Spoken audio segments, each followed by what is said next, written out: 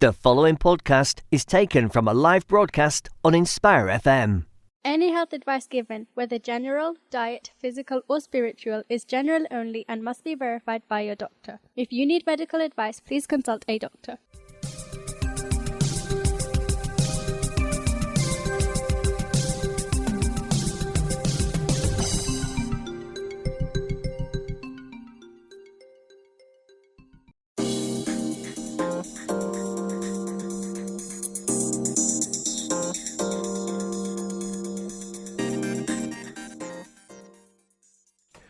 Assalamu alaikum wa rahmatullahi wa barakatuhu.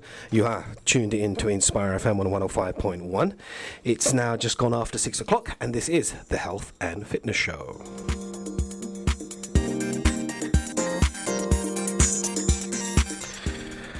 I would like to welcome everyone who are tuned in today. Thank you for joining us. It's a pleasure to have you. Before I move on to anything else, this is obviously not Fahad Martin. You are listening to Amir. I'm hosting the show for today. Fahad just wants to extend his apologies. He's running a little late. He's stuck in traffic, so he's asked me to jump into the presenter's chair to get the show rolling.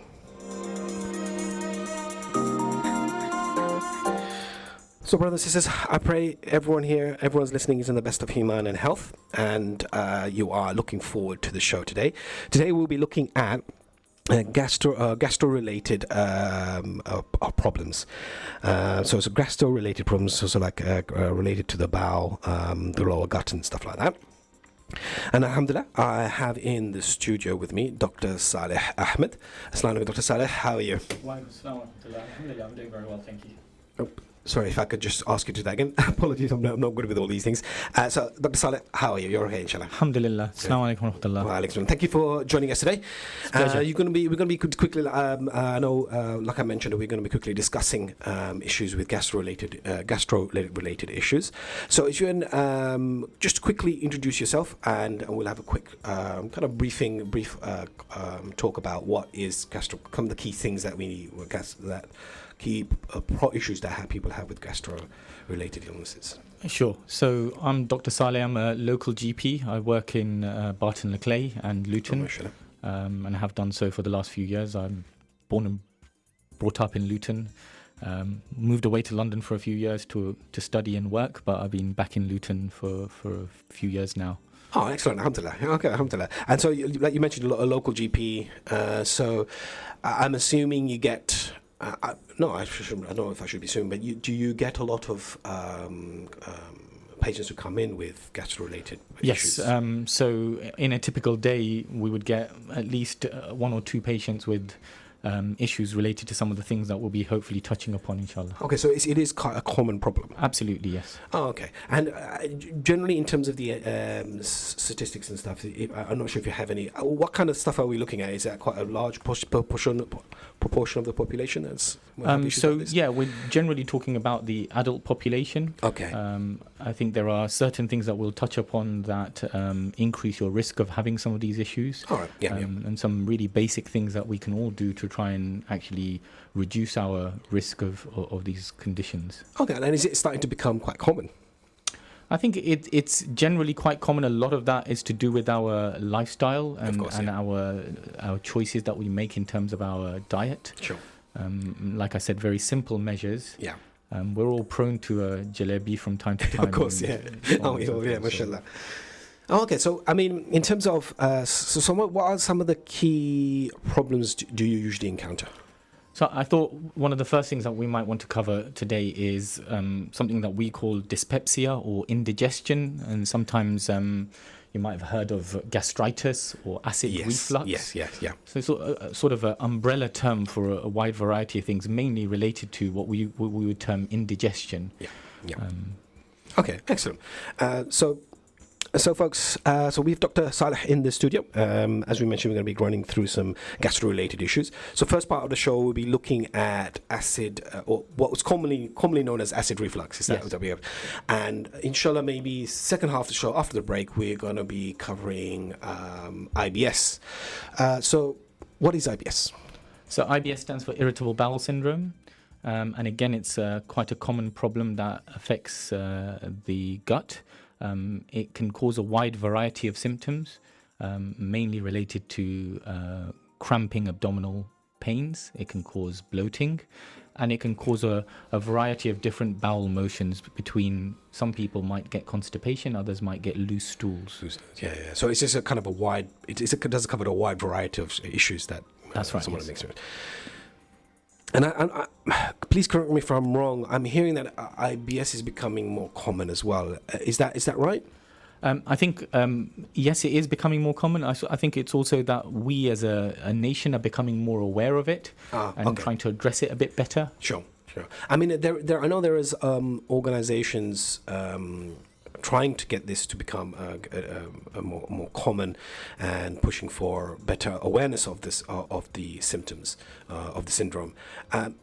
How is that having an impact on us being aware and conscious of some of the symptoms maybe that we may be going through and think, well, wait a minute, actually I might need to go see my doctor about some of the symptoms?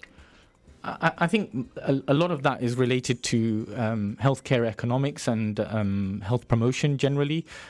We, as many people will be aware, are under unprecedented pressure in terms of funding cuts within the healthcare.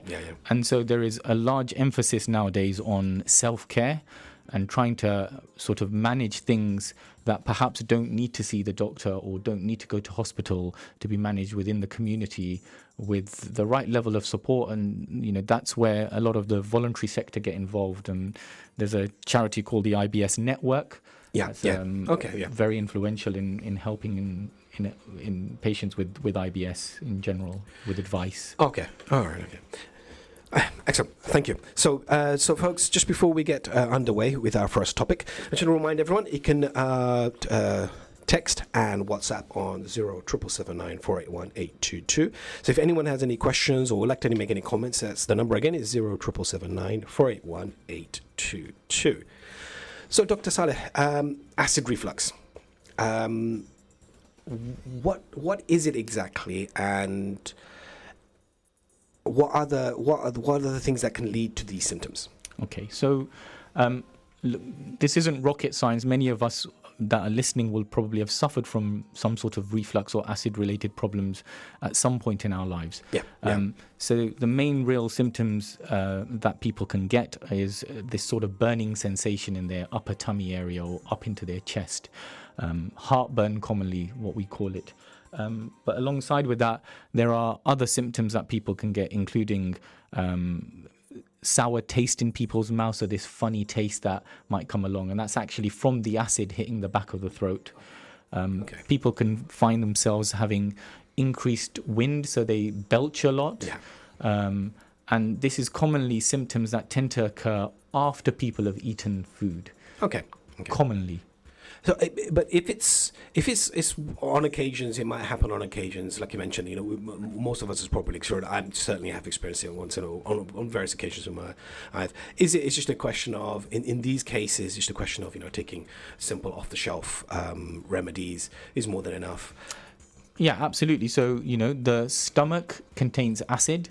That's what is used to digest food, or the initial process of digesting food. It breaks down the food, and so sometimes that acid becomes more prevalent and it starts to come up the food pipe, and that's what's causing the burning sensation. So treatments over the counter or even things that you can have at home that can help are anything that's alkali that will reduce the acid itself. So dairy products like milk or milk, cream, stuff like that will help to reduce the symptoms. And obviously things that you can buy over the counter, Gaviscon and so on and so forth. So the thing I wanted to ask was, what if it persists? Is that something that we need to be worried about? Is that something that we would say, okay, I've been having this for a couple of days, it doesn't seem to be subsiding? Would it then be encouraged to go see a doctor? So yes and no. So it's important, obviously, if someone is worried about their symptoms, then yes, by all means, they should seek some sort of professional help. Of course, at all points. But there are some simple things that are key to trying to understand why it might be happening, and to try and address some of those things in at least in the initial phases. People may find that actually their symptoms improve significantly. Excellent. So some of those things that we should be aware of is that actually there are certain types of food that we might be eating or certain types of things that we might be doing that might lead to these reflux symptoms getting worse or becoming recurrent. Yeah. So some of the things that we perhaps all need to think about is certain things that within our diet. So some of the things that are the main culprits, I would say, are things like caffeine. So coffee and tea, people often don't realize that tea has just as much caffeine in it as coffee does. And many of us will have several cups of tea a day. Yeah, that's probably one of the more interesting parts. I mean, we wouldn't normally associated as standard tea to have any form of caffeine, or maybe we're just not aware of it. We know this, and most of us, I think, educated enough to know there are caffeine in tea, but we simply don't know how much and how significant that is. Yeah. And alongside with that, when we're talking about drinks, many of our youngsters nowadays are drinking stimulant type drinks, Boost, the Red Bulls and all of that. They're very high in caffeine. So again, these types of drinks often will stimulate gastric acid production and can lead to a worsening of some of these symptoms. Okay. Yeah. And alongside with that, we fatty, oily foods is a big culprit. I was expecting that to turn up. Yeah. So obviously that's probably is that one of the two most common things that results in. So that, and the third thing, which is sort of tied in, is spicy food. Okay. Yeah. Of course. Yeah. So many of us are sort of guilty of a lot of these pleasures. Yeah. Of course. So again, and often that plus perhaps a slightly larger meal than we would normally eat, because we've gone for a dawat somewhere, or we're meeting up with our friends or whatever it might be, often might end up with causing a worsening of these symptoms following this indulgent meal that we might have. Sure. And was there anything else? Obviously, we've got three main culprits, which is kind of expected. Is there anything else that our listeners maybe need to know that causes? So a couple of other important things. So one is smoking. So smoking is a big deal, and although I think generally as a nation we've made good strides in reducing the level of smoking that's taking place out there. Unfortunately, in our sort of Desi communities, it's still rife. Right. Yeah. And it's something really to be aware of, that actually smoking again will promote gastric acid production and make these symptoms a recurrent issue. So wherever possible, actually thinking about our smoking, and maybe having that sort of conviction that it might be time to start to give up the habit. Apart from other obvious health-related benefits, this is another benefit from stopping smoking. The other thing that I probably would like to touch upon is there are a number of medication that we may or may not be aware of that also affect these types of problems. And is some of those medications related to some of the stuff that now become uncommon within our community, like maybe high blood pressure related things, or? So yes, so we can categorize it into two different bits. So firstly, we have medication that the GP or your hospital doctors might have prescribed you for other conditions you have. And then there are things that we might be using ourselves over the counter to help with certain ailments. So, for example, one of the most commonly used medication, perhaps over the counter, for things like joint sprains and aches and pains is what we call anti-inflammatory drugs. Okay, yeah. So we'll all be familiar with things like ibuprofen. Yeah. So ibuprofen causes gastric irritation, and it can cause a significant worsening of reflux and indigestion type symptoms. Okay, so if we are probably one of the most common factors that we all have, maybe have a bit of back pain. Some of us may have gone to the gym and a pain, and we're using these things to ease our pains. Should we be expecting reflux, or is it something that if it happens, we should be aware that it could be a result of that? So I think yes and no. So with all medication, full stop, we should be always considering using the minimum amount possible to provide relief of any symptoms or ailments that we might have. And Anti-inflammatory medication are excellent medication, and they help us with a variety of different things, including joint aches and pains that we might have suffered from going to the gym or whatever, an injury that we might have had. As long as we're using these medications sensibly, and actually just simple measures like having had a proper meal before we use an ibuprofen will help to line our stomach properly before we take it. Okay. All right, excellent. So, Dr. Saleh, thank you for that. We're just going to come back to Dr. Saleh. I just wanted to welcome our legendary guest, legendary presenter, Fahad. Brother Fahad, welcome to the studio. Thank you so much, and thank you so much for carrying the baton. I was literally hoping that you will carry till the break, because you was really, really nice. It's the very first time I've seen you in action on a show, and thank you so much. I would have loved to taken over from you. Any day, man. Any day, bro. Any day. But no, I'm a little bit busy, and I know it's really important to have our presenters do the shows and keep leading those shows. Thank you so much. Thanks for our listeners. It keeps it. Keeps things consistent, inshallah. So you're back in the studio. Just a little bit of problem with traffic? Yes, unfortunately. When you're stuck on the traffic, you can't do anything. And thanks a million for jumping in. No, more than happy to. So, before you came in, I'm sure you were listening on as you were coming in. Dr. Saleh and I were just going through basically acid reflux. So we're just looking at acid reflux for the first part of the show, inshallah.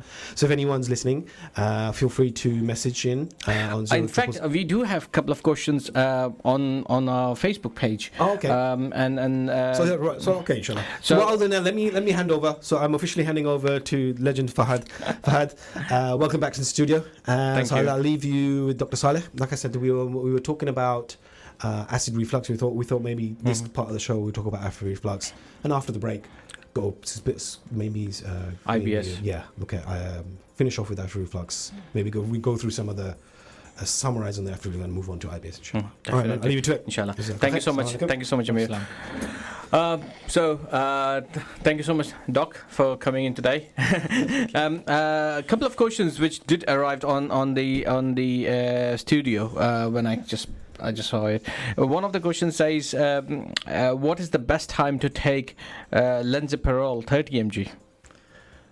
So just to clarify, so lansoprazole is a medication called known as a PPI, so it's a proton pump inhibitor, and its mechanism of action is that it works on certain receptors in the stomach that produce acid. So remember earlier we discussed that acid is produced by the stomach, and it's the fundamental thing within the stomach that helps to digest our food. So proton pump inhibitors like lansoprazole, what they do is they block the production of acid in the stomach, so reducing some of these symptoms. So really, as far as I'm concerned, the best time to take omeprazole would be sometime in the morning, probably after breakfast. After breakfast? Yeah. What about people who take it at night? Yeah, I mean, as far as I know, it's a long-acting medication that acts over 24 hours. So it's not a problem to take it in the evening. I mean, generally, I advise my patients to take it in the mornings, but it has a long lifespan, so it works throughout the day. So it shouldn't really be a problem. But best to take it in the morning. Yeah, I think so. I was asking because I also take it sometimes. Okay. And the second question, second part of that question says, does it help with acid reflux?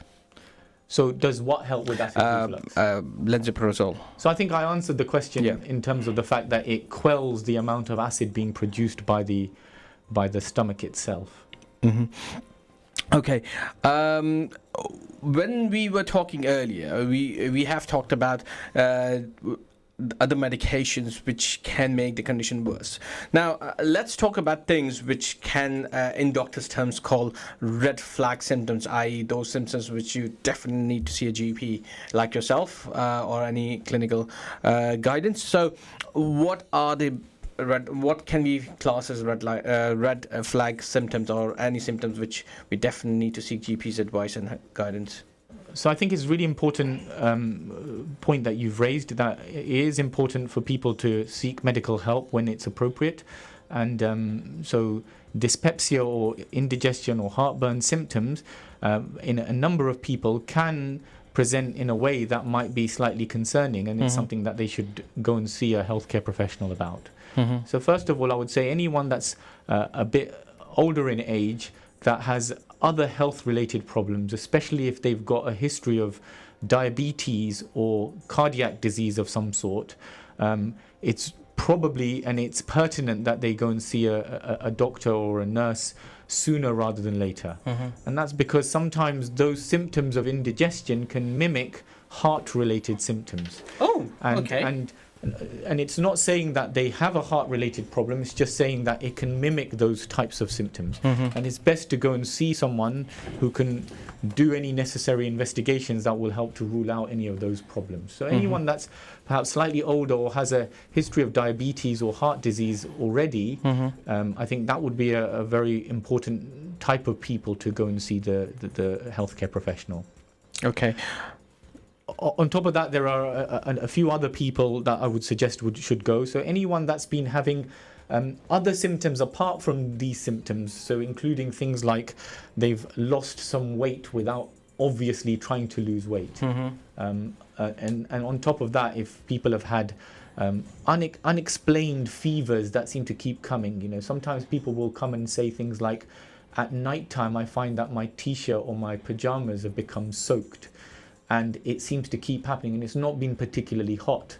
So that might be a reason why you might want to go and see the doctor too. So weight loss, fevers, night sweats.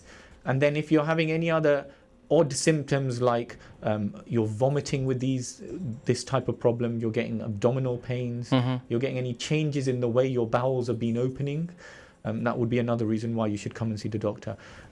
And finally, patients that are continuing to have these symptoms and have tried the lifestyle measures, some of the things that we've discussed today, and also tried some over-the-counter medication, and it's not improving. So resistant symptoms, it's really important that they come and see the doctor. Okay.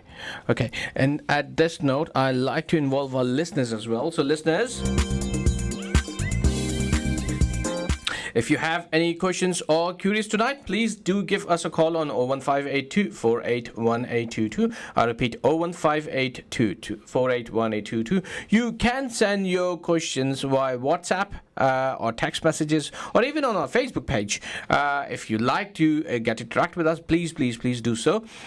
We are talking about acid reflux and IBS throughout the show today. The first part, which we are discussing acid reflux in detail, and if you have had an acid reflux problem or any similar kind of issues which you yourself or any of your relatives may be facing, it's a good time to get in touch with us. We have a GP in our house who has expertise in this area and can give you nice guidance and advices about how to deal with these kind of issues and what to do best at these times.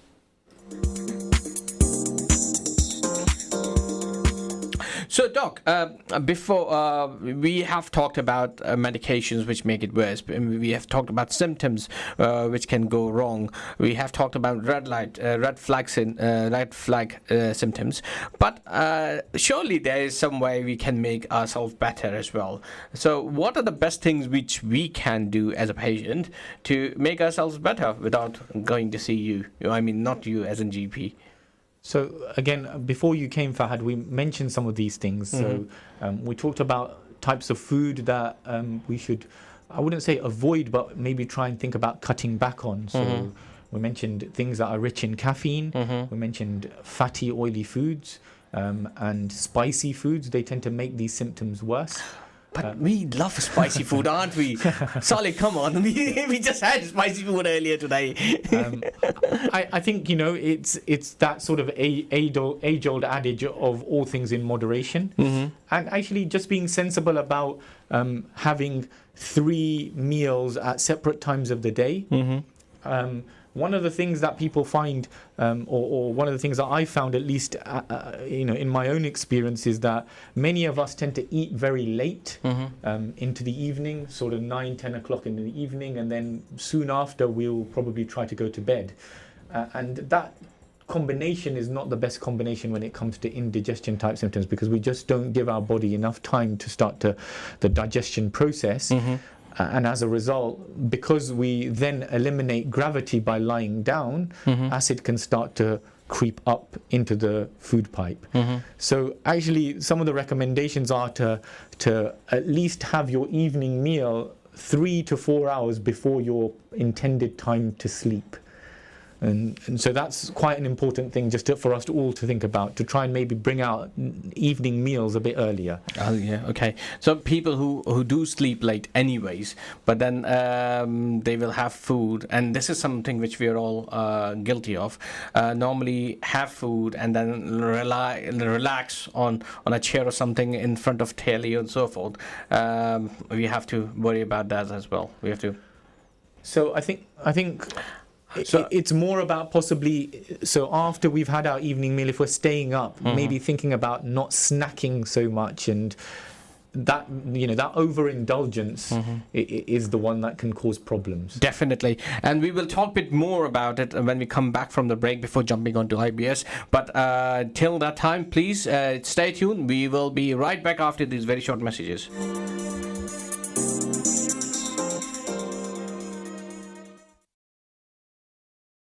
You're listening to an Inspire FM podcast, making available our popular programs from our daily broadcast on Inspire FM. Any health advice given, whether general, diet, physical, or spiritual, is general only and must be verified by your doctor. If you need medical advice, please consult a doctor.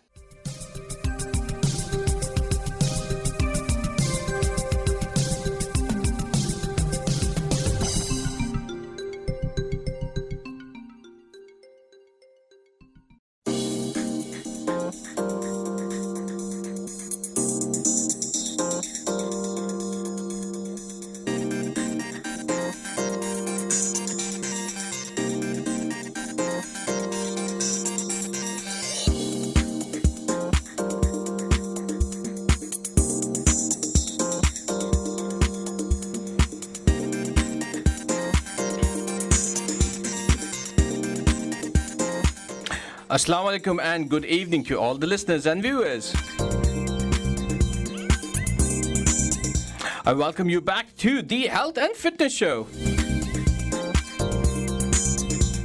I'm your host Fahad Matin for the remaining part of the show, and we are talking about acid reflux and IBS with our lovely guest Dr Saleh Ahmed. Assalamu alaikum, Dr. Saab. Assalamu alaikum, Dr. Saab. Wa alaikum assalam.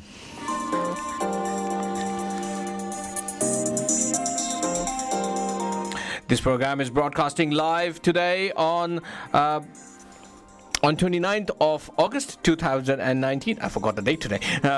From the studios of Inspire FM for our lovely people in Luton and the surrounding areas of Luton like Dunstable, Harpeth and Bedford, and reaching to the rest of the world through the airwaves of our website and definitely different web apps.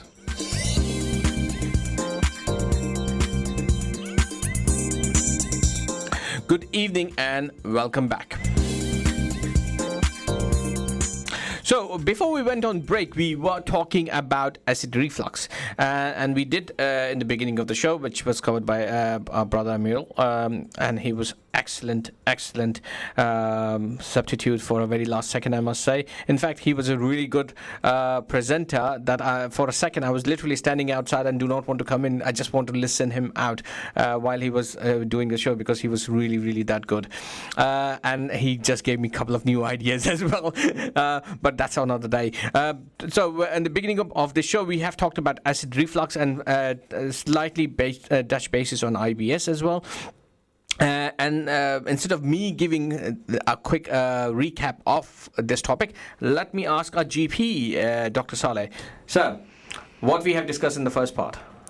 So we spent the first half of the show just talking about reflux or indigestion, or sometimes what we call dyspepsia. We mentioned that the main symptoms are the sort of heartburn that people can get, especially after they might have eaten. Some of the other symptoms that people sometimes complain of is that they have increased wind, so they might be belching a lot, and also sometimes a funny taste in the back of their mouth when the acid hits the back of their throat.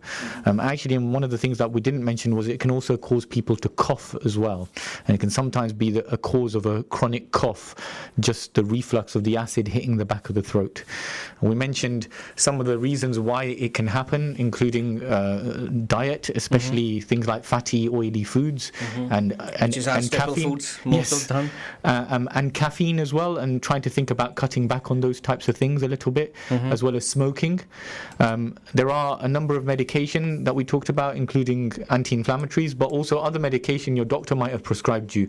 So if you are getting recurrent problems, it might be worth having a medication review with either the pharmacist or the doctor to talk about whether some of those might be leading to some of your problems.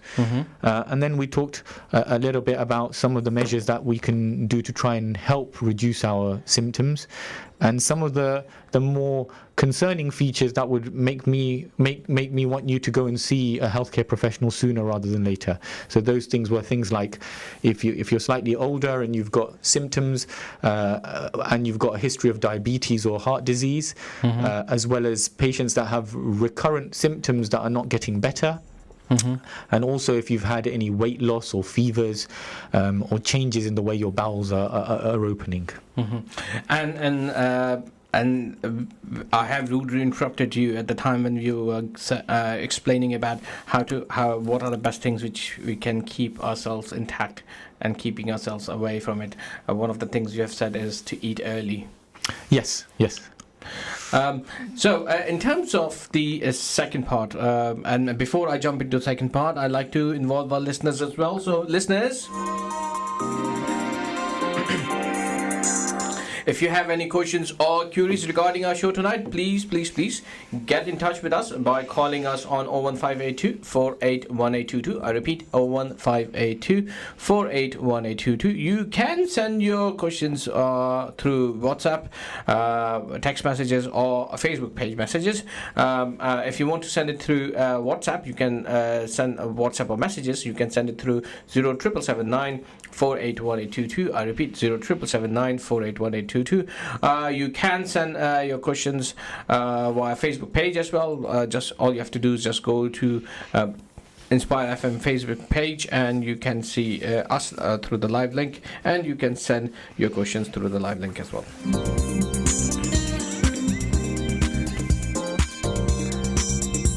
I'm not sure, Soli just put a question through saying, does eating banana help? I'm not sure whether it is eating banana help. I don't think it makes much of a difference, in all honesty. Right, let's jump to the IBS, which is the second part of the topic. So I know you just explained about IBS, what IBS stands for.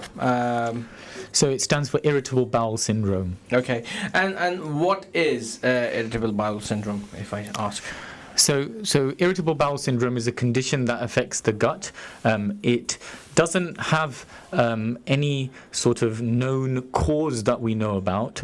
There's no specific test you can do that will become positive if you've got Irritable Bowel Syndrome. But it affects a wide number of people. Up to 20% of the adult population is affected by Irritable Bowel Syndrome in some way, shape or form. And the typical features of Irritable Bowel Syndrome are that people get abdominal pains, usually cramps, and they're associated with an altering type of bowel habit. So that might be constipation, or it might be looseness in their stools, and often they get urgency symptoms. So i.e. they usually classically will describe that they get a tummy cramp and they really need to go to the loo. And usually the cramp is relieved after they go to the loo. Okay, so if I'm not mistaken, you just literally explained or tick boxed all the 80% of the population who have some kind of a tummy bug. So how can this be differentiated, or how does it be presented in terms of a person can differentiate that this is an IBS or not? So like I said, IBS is quite a common problem that affects the general population. There are some other conditions slightly more sinister than IBS that can present in similar sort of ways. Namely, there's a condition called inflammatory bowel disease, or IBD. Some people might have heard of ulcerative colitis or Crohn's disease. Those are two conditions that also can cause tummy pains and issues related to bowel habit. The significant difference between the two is that one major difference is that with the inflammatory bowel conditions, they tend to usually only cause looseness of motions, whereas with IBS you can get a combination of looseness and constipation. Okay. And the other thing is that usually the IBD is often associated with bleeding from the back passage as well. So if anyone is getting symptoms like that, it's very important that they go and see a healthcare professional to be assessed properly and be investigated accordingly to rule in or rule out something like an inflammatory bowel disease. Okay. Now, if a patient's been getting these symptoms and is still avoiding to see a GP, but carrying out their habits, so what make this IBS worse? So what actions they keep doing it to make it worse? So I think just a very important point here is that people should not really self-diagnose themselves with IBS. So people that are getting recurrent symptoms of abdominal cramps or pain associated with odd bowel motions should really seek healthcare professionals' advice, because actually before we can just say this is IBS, some investigations are probably quite pertinent, because it's not something that we want to take completely lightly. So let's talk about the investigation first. So if somebody is having problems with the bowels and they are presenting the same symptoms which you just explained a few minutes ago, and they will go to a GP or go to their GP and explain them that these are the symptoms, what are the investigations a GP asks them to get it done? So first of all, I think it's important to take a good history of what's been going on. And actually, if patients are planning to go and see their doctor, it would be very useful for them to keep something like a bowel habit diary. Although it doesn't sound like the funnest thing to do, it's actually a really useful piece of information that you can provide the doctor with. So just something very simple like how on a day-to-day basis, how many times you opened your bowels. There's something that people can Google called the Bristol stool chart, and it's just some images of how different stools can look like, and actually putting into your diary what stool chart you had. So there's type 1 to type 7, and then if it was associated with any tummy pains and if there was any bleeding from the back passage associated with it. And the other thing is, if there was anything in particular that they ate that day that might have led to those symptoms. Okay. And it's only through doing a diary over the course of a month that you might start to be able to pick out certain types of food that might be causing some of their symptoms. So it can be a really helpful tool in when you go to the doctor, to arm yourself with that, to allow them to make some inferences. So are these, which is IBS, common to certain age bracket, or is it for anyone and everyone from child to adult? So if we put children to one side, adults alike, I think young adults, absolutely. I think we have to always have a bit more caution when it comes to older people, because obviously, as with any healthcare problems, as we get older, more sinister healthcare issues can become apparent. So yes, it's fairly common in the sort of 18 to 40-year-olds. Like I said, up to 20% of the general population will have some element of IBS. So and you said the older you get, the worse it will become. So is it something which we have to worry about? So that's not what I said. I meant that the older we get, it's important to make sure we rule out any other sinister causes of these types of symptoms. Because as we get older, the propensity to have other problems, other conditions is higher generally. Right, okay. So in terms of IBS itself, it's when you're young, definitely you can sometimes don't realize how many times you're going in and out. But you said the best thing to do before going to the GP, maintain a diary of how many times you had and what sort of stool color is, and what diary you said? The Bristol stool chart. Bristol stool chart. So is that stool chart has a certain amount of pictures? So it will have images of 7 different types of stools, so ranging from type 1, which is very hard pellet-like stools, to type 7, which is watery liquid stools, and everything in between. Okay. And it's just a useful guide, because then the healthcare professional can see what type of motions you're producing on a regular basis. Okay. In terms of if we go to GP with the information, what will GP ask us to do? Is there anything else? So again, they will identify if there is any sort of red flag type symptoms. So similar to previously discussed, things like weight loss that hasn't happened as a result of someone dieting or something. If patients are complaining of rectal bleeding, so bleeding from the back passage, or actually a darkening of their stools as well. So if patients have stools the color of tar, that is also a sign of something that might need to be looked into in a bit more detail. So those types of symptoms, and other things like people passing mucus, people also feeling like they haven't fully evacuated. So if they've gone to the loo and they've come back and felt like, actually, I didn't fully empty my bowels. Again, these are signs that perhaps would require a little bit more investigation. That, alongside with the other common things like fevers, sweats, generalized fatigue and tiredness. Those sorts of things perhaps would require a little bit more investigation. Okay. In terms of when we, because you just explained the basic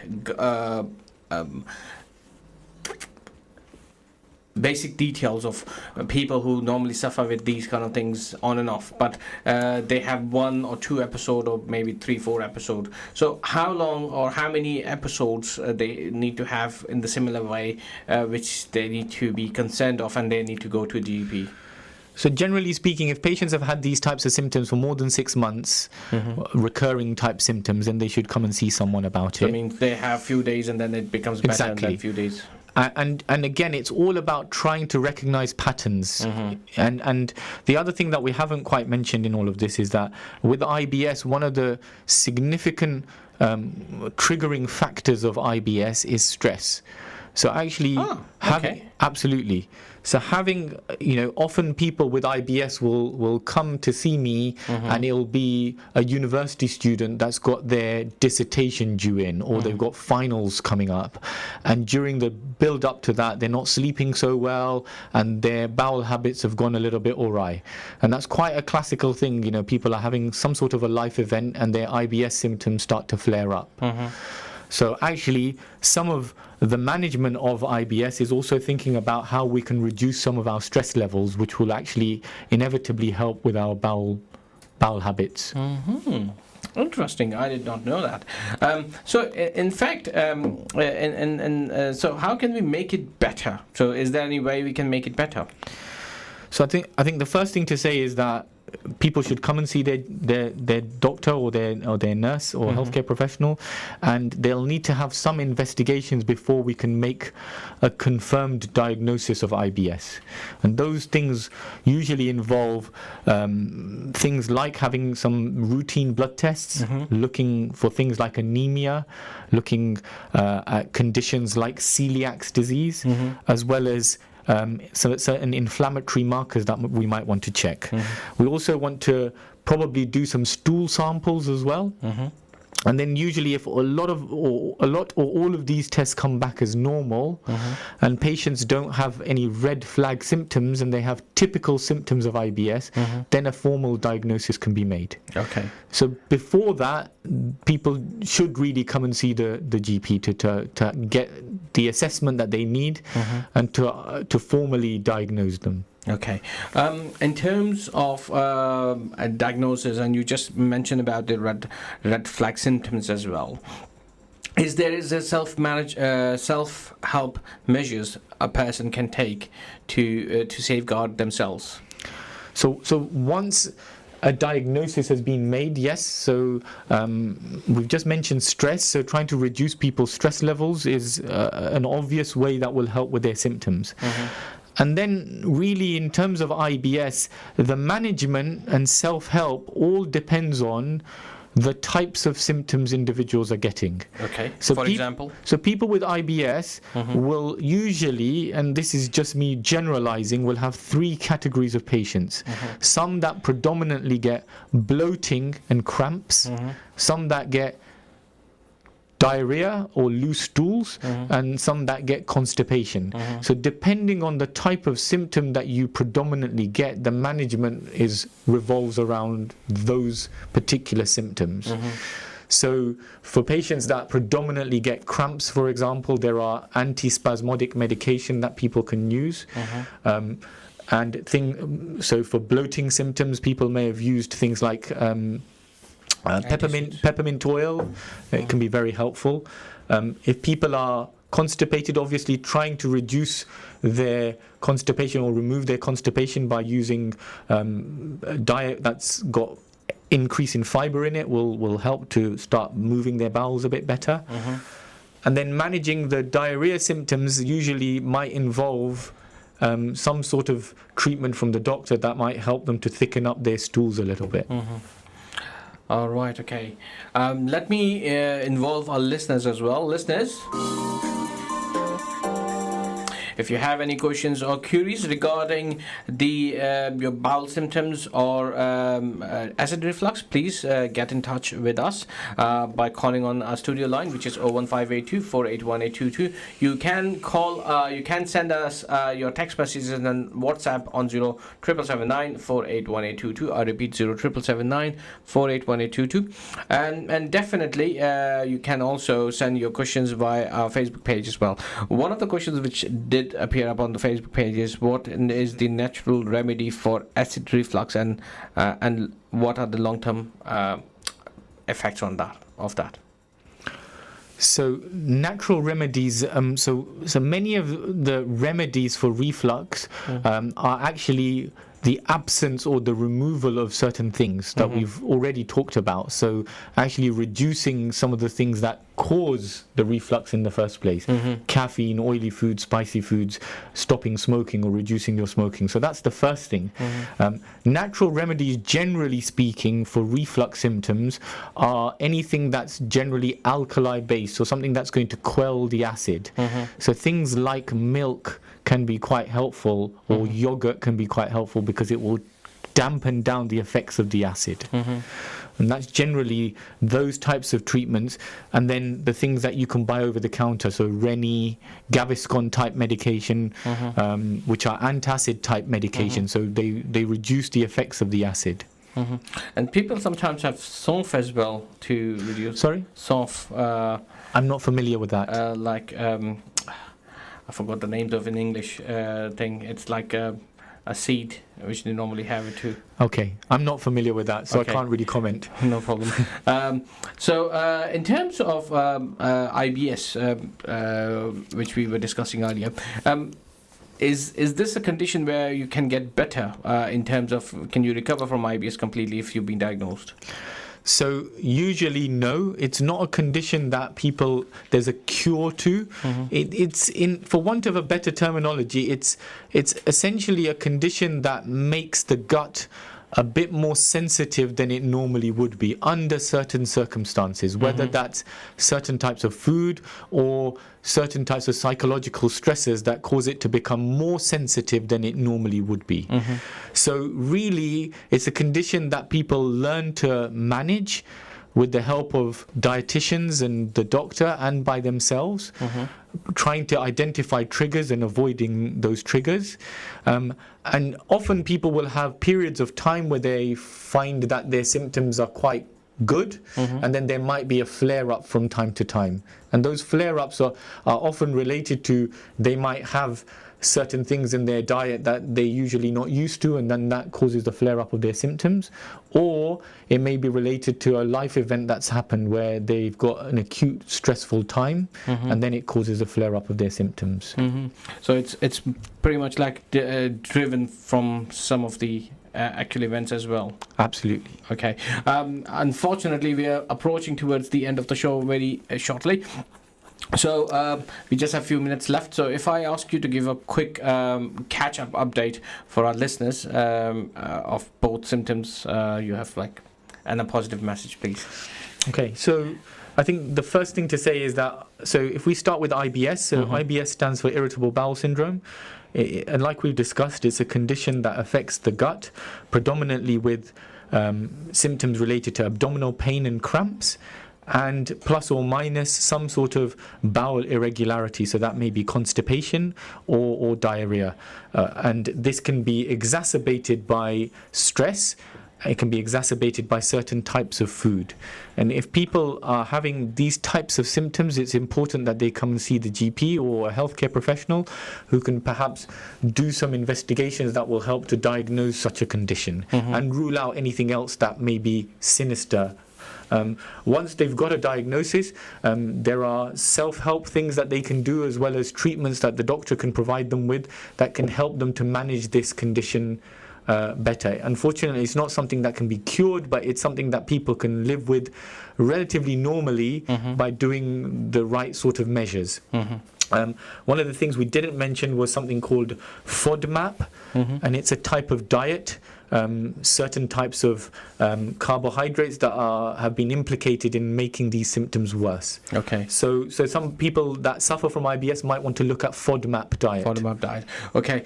Thank you so much, Saleh, for coming to our show and giving us this extreme good knowledge, which not many people has about this. I know it's a really big topic, and we definitely want to cover this bit more on some other day if you're okay. Inshallah. Thank you so much for coming on our show. And unfortunately, that's all for today's show, guys.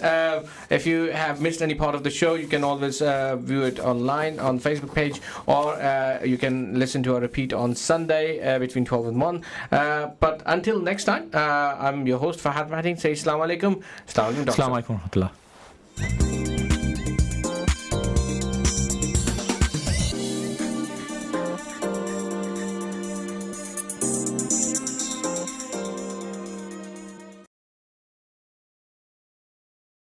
Thank you for listening to our podcast. We stream our daily broadcast on inspirefm.org. You'll find all our daily updates on our social media at Inspire FM Luton.